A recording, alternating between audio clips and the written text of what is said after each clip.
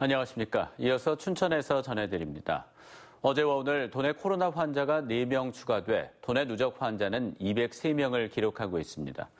강원도에 따르면 어제 원주의 한 병설 유치원에 다니는 어린이 2명이 코로나19에 확진됐고 이 가운데 단구동에 거주하는 한 아이의 30대 어머니도 오늘 확진됐습니다. 앞서 어제 저녁에는 춘천시 석사동에 거주하는 70대도 양성 판정을 받아 현재 감염 경로와 역학조사가 진행되고 있습니다. 도내 누적 환자는 203명 가운데 원주가 111명으로 절반 이상을 차지하고 춘천 28명, 철원 14명으로 뒤를 이었습니다. 광화문 집회 참가자 등에 대한 진단검사 이행 행정명령이 8월 31일로 끝났지만 미이행자들에 대해서 법적 조치가 검토되고 있습니다. 강원도에 따르면 진단검사를 받은 광화문 집회 관련자는 1일 오후 6시 기준 춘천 200명, 원주 233명 등 888명입니다. 이 가운데 5명이 확진 판정을 받았고 876명은 음성, 7명은 검사 중입니다. 강원도는 행정명령 대상자들 중 일부는 연락이 안 되거나 검사를 거부하고 있다며 추후에 확진 판정이 나올 경우 병원 치료비 등 구상권을 청구할 방침입니다. 8월 초순 집중호우로 3년 만에 수문을 열었던 소양강댐이 태풍의 영향으로 오늘부터 수문을 다시 엽니다. 한국수자원공사는 소양강댐이 오늘 오전 9시부터 오는 11일까지 수문을 열고 초당 1,000톤 이내로 방류한다고 밝혔습니다. 현재 소양강댐 수위는 188.62m로 제9호 태풍 마이삭의 영향으로 상류에서 초당 3,000톤 이상의 빗물이 유입되고 있습니다. 또 제10호 태풍 하이선이 오는 7일 춘천을 관통할 것으로 예상돼 사전 수위 조절을 위해 댐 방류를 결정했습니다.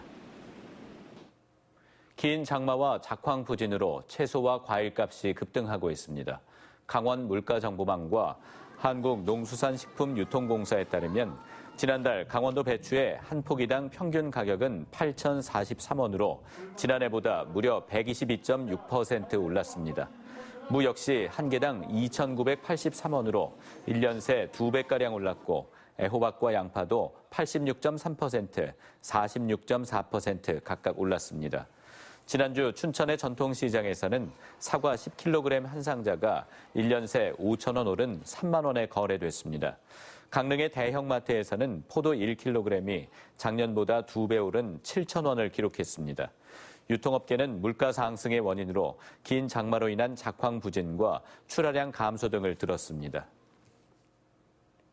전교조 강원지부는 대법원 전원합의체가 전교조 법외노조 통보처분 취소 소송에 대해 파기환송을 선고하며 법외노조 취소를 판결한 것에 대해 결자 해지이며 사필 규정이라고 환영 성명을 발표했습니다. 전교조는 문재인 정부가 즉시 전교조 법외노조를 직권 취소하고 국가폭력의 피해자인 34명의 해직 교사들을 하루속히 원직 복직시키라고 요구했습니다.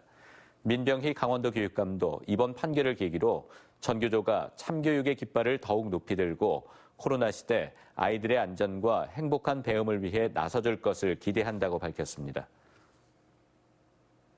운영 주체를 두고 갈등을 빚어온 김유정 문학상 논란이 확산되고 있습니다. 김유정 문학상 지키기 시민운동본부는 어제 기자회견을 갖고 김유정 기념사업회가 제14회 김유정 문학상 수상자를 선정 발표하는 과정에 춘천시에 거센 압력이 있었다고 반발했습니다. 이들은 춘천시가 조례를 만들어 문학상 주최권을 박탈하려고 했고 문학상 상금을 지원해오던 한국수력원자력이 상금을 중단했다며 공권력의 횡포라고 주장했습니다. 이에 대해 춘천문화재단과 김유정 문학촌이 주도하는 김유정 문학촌 발전 추진위는 김유정 문학상의 정통성과 정신을 무너뜨린 것에 절망을 표한다는 입장문을 냈습니다. 춘천시 산림조합이 추석 성묘철을 앞두고 벌초 등 묘지 관리 서비스를 실시합니다.